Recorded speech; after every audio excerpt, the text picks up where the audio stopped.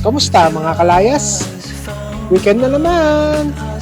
Andito tayo ngayon sa bagong tourist destination na talaga namang mag-i-enjoy ka at siguradong masasayahan ang iyong pamilya. Tara, samahan niyo muna kami. Welcome nga pala dito sa Cawaian Eco Park sa bayan ng General Trias sa Cavite. Guys, ito, magandang umaga sa inyo. Pupunta tayo ng Eco Park dito malapit sa Conchu. Pero dito yan banda sa may na rin 13 Martires General Trias pala yung pupunta natin, yung Cawaian Eco Park. Yan, syempre kasama natin sila Sparky, Cyril, tsaka si Mami. Oo, para it's Sunday para makapasyal naman tayo, makalabas naman ng bahay. Ilang araw na rin nag-uulan. At syempre, hindi lang naman tayo puro camping. Nakakatamad naman kasi kapag ka puro camping. Maulan ngayon. At syempre, ito yung ating mga ginagawa or content sa ating mga vlogs. Ang pagpunta sa mga ganyan, mga tourist destination. At syempre, mapuntahan yung mga gandang park dyan dito sa Cavite. Hopefully makapunta rin tayo ng mga food bazaar. Yung mga puntahan dito na outdoor food bazaar dito banda sa General Trias o dito sa bandang 13 Martires. Tingnan natin kung saan banda kasi marami dito na magaganda. So balikan namin kayo pag malapit na doon sa mismo Cawaian Eco Park. It feels like yesterday when she was looking out that window on the bus to second grade. The first step she'd ever take, the first cut. Nasa Google Map nga pala ang location nito. Hindi kayo maliligaw. Search nyo lang ang Cawaian Eco Park. ID daw na. Sa mga private cars, kailangan nyo ipakita yung ID nyo at pipicturean nila ito.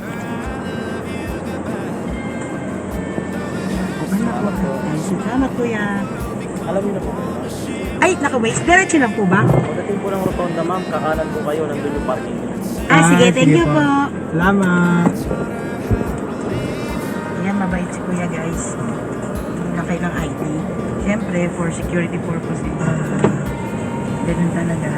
Dating na rotonda, kakanan. So, nasa right side siya. Keep right side. Ito. Ayun! Ayun, parking! There's parking na. Ayun. Ito na yun. Ayun yung Cawaian Eco Park. Ayun. Na-apply ng parking guys. There's parking. So, pwede na siya ngayon. Doon sa malilim. Naman, ayun sila, nakalilim sila. Parking space nila malaki. Parking space, ito yung bandang kanan sa rotonda. Tapos doon na. Malaki. Mukhang marami yun kasi it's Sunday. Kaya, yes, masaya, mas marami. Ito kami, naka-stroller. Ito, Pachi. Si Raj pala, hindi pala si Pachi ang dala natin. Kasi hindi naman tayo camping. May floating cafe pala rito.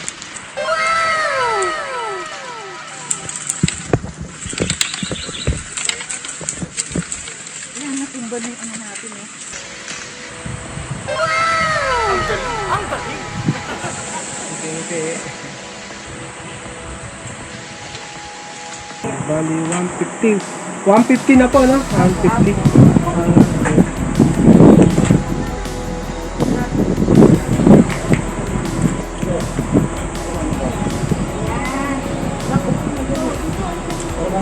Ano eh?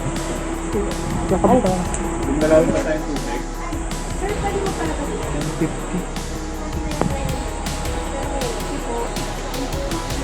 150. Meron po kayong parang map? Wala kayong printed? Or sa apps wala rin? Wala pa sir pero working. Okay. Salamat. Sige po. Pwede nga palang magpasok ng pagkain dito. Huwag lang alak. Sa ngayon, walang corkage fee. Pwede rin nga pala kayo magdala ng tent, o kaya banig, o kaya naman yung picnic mat. Pwede rin yung mga upuan na dito pe. Ito nga pala yung main pavilion nila at pwede itong arkilahin para dun sa mga big event. Namangha ako sa design nito, si Kawayan. Ito nga pala yung bridge na Kawayan inspired. Ito yung magandang nagustuhan namin. Malalaman nyo mamaya kung bakit. Per kilo ata. Pwede nga pala kayong umarkila ng bangka. Dito nga rin yung fishing spot. Meron na rin silang pamingwit na pwedeng arkilahin. Maglagay tayong biskuit. Daming fish oh. Ito nga pala yung tinatawag nilang Marahuyo Bridge.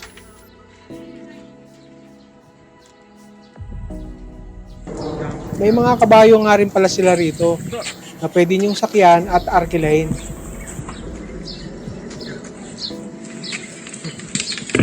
Dito tayo banda sa parang pinaka middle dulo. Nasa gitna. So, parang machine room. So, may kabayo. Parang ilan yung kabayo nakita natin doon eh. Parang mga anim ata or 4. So, ganda. Ito may mga ganito. Kawakawayan na silungan. Pero, kasi ano yata. Mainit ngayon. Kasi ang time natin 10:14. Medyo mainit siya. Yung maganda rito mga hapon o sobrang aga. Hindi ko naman baka alas 8 sila.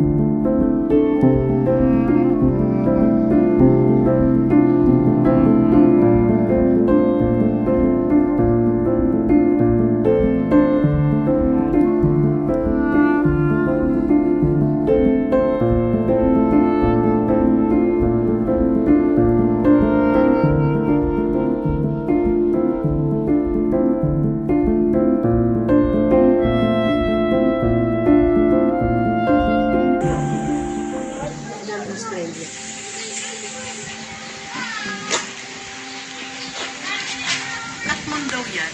Ha? Katmon. Katmon? Paasi. Ang katmon. Pang sinigang na bangus. Masarap siguro.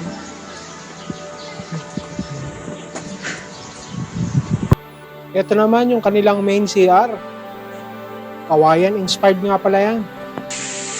Ito guys, dito tayo sa bandang CR nila. Yan, ito yung parang pinaka-picnic area. Tapos, yan, parang rest area na to halos lahat. Yan, didiskarte ka na lang kung saan yung malilim at mapresko para sa inyo. Pero ito CR. Yan, maganda yung CR. Ito naman yung tinatawag nilang Marikit Gazebo.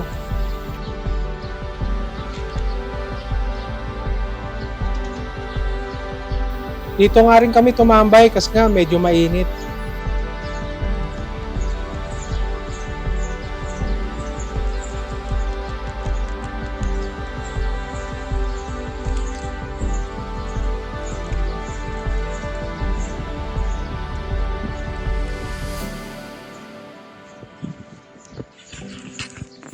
Marami nga palang mga prutas at mga fruit bearing trees. Pagkain sa sinigang. Catmon tree.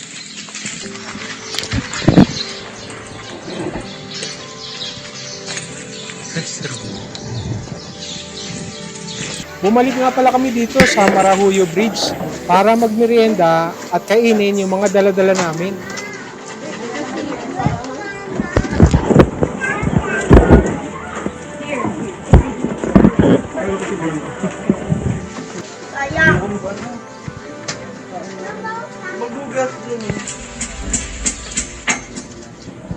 Kanila yan eh, bebe. Kanila yan. Kanila yan. Kanila yan po. Kanila yan dyan. Uy, balik mo yan.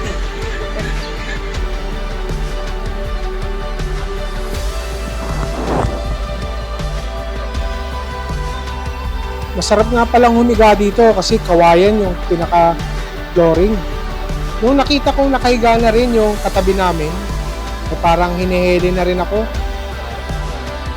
Tahimik at maganda yung vibes dito.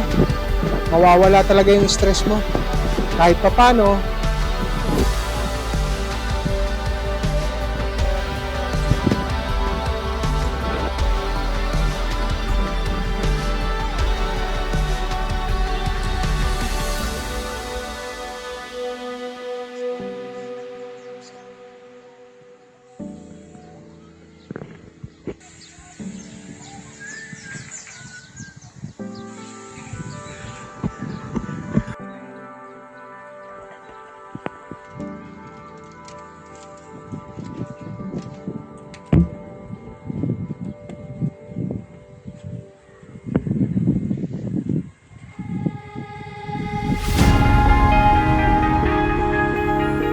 ito nga pala yung greenhouse. Marami yan. Oh yeah, oh yeah, oh yeah, oh yeah, oh yeah, oh yeah, oh yeah, oh yeah. CR ulit. Bago lumabas. Uy, Catmon. Oh. Uy, lumamig na. Lamig mo ano rito. Lamig. Dahil tayo sa kawayan. Diyan mo tayo.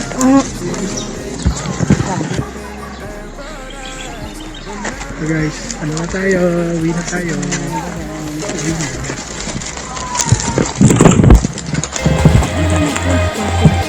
This is the time of your life. Yeah.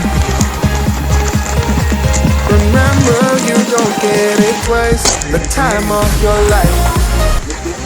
Dito nga pala pwede kayong bumili ng mga halaman. O, yun yun o. Dragon fruit, depende sa mga pananim nila kung ano yung mamumunga. Rabong. Rabong. Saan ang hindi po ba kay Rabong? Ayun, kay Rabong. Ayun, rabong. Ito yung maliliit na ano, kawayan. Bago nga kami lumabas ay dinaanan muna namin yung picnic area. Meron nga pala ditong glamping area raw pero hindi pa available. Kasi nga bago pa lang itong bukas. Sana may car camping. Yan kasi ang nauuso ngayon. Living in paradise. Remember, you don't get it twice. The time of your life.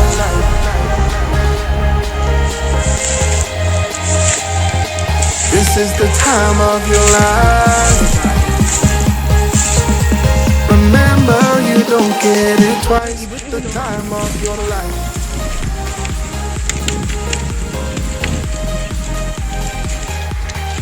At ito nga, tuluyan na kaming lumabas.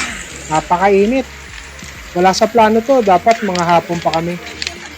Init. At dahil nga, may pupuntahan pa tayo.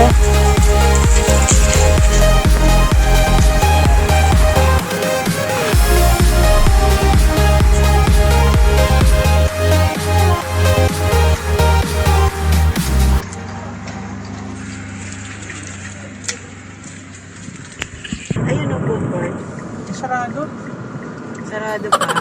Hindi, bukas oh. Saan tayo? Ewan ko kung saan magpo-park. Saan Ang pupuntahan natin ay ang The Arden Market. Guys, bukas siya pero gusto kong papasok. Ayan, kabilang pinto. Baka dito. Baka dito sa kabilang pinto, guys. Arden, no? Ang tamang daan ay ang Arden Botanical Estate. Ako saan, yan yung papasok or entrada. Botanical Estate by Mega World. So, Friday, Saturday, doon. Arden Market every Friday to Sunday, 4 to 10 p.m. Dito tayo guys sa may garden. Good luck ko nakita kasi yung araw. Ayan na, tanongin mo. Kain lang kami sa food court. Boss, kain kami food court. Saan yung food park mo? Sige. Dito. Sige. Pakala namin doon, surado. Okay. Sige, thank you. Sige. Dito, dito po. Ayan, dito tayo. Nagpark tayo.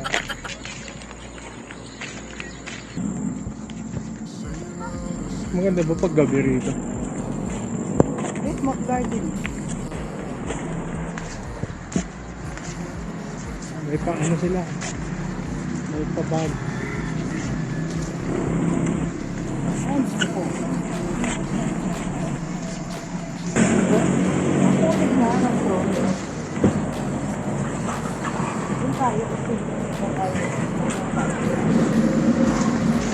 Gets you down, down, down. Say it louder, say it louder.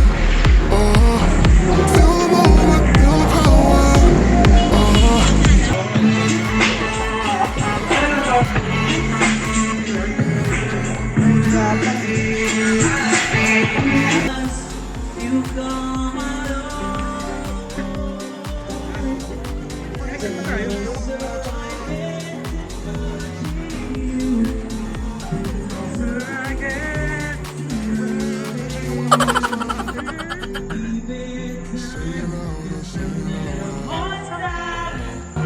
You're the question, you're the answer. Oh, bring the animal back to life. Oh, bring the energy one more time. Oh, if you feel like letting go, you can take control. You can turn this on. Minsan na din bang napuntahan namin ang inyong lugar, probinsya o ang inyong bayan? Kung hindi pa, samahan nyo kami na tuklasin ang magagandang lugar na sariling atin, dulo pa yan o sulok ng Pilipinas, ating bisitahin. Madami-dami na din kaming napuntahang mga pasyalan at sigurado kaming hindi mauubos, at lalo pang nadaragdagan ang mga tourist spot, attraction, campsites, at mga historical places. Halina, mag-relax, at samahan nyo kami at panuurin ang panibagong episode ngayong week na ito. Kami nga pala ang Team Layasero, ang mahilig maglayas at mag-adventure.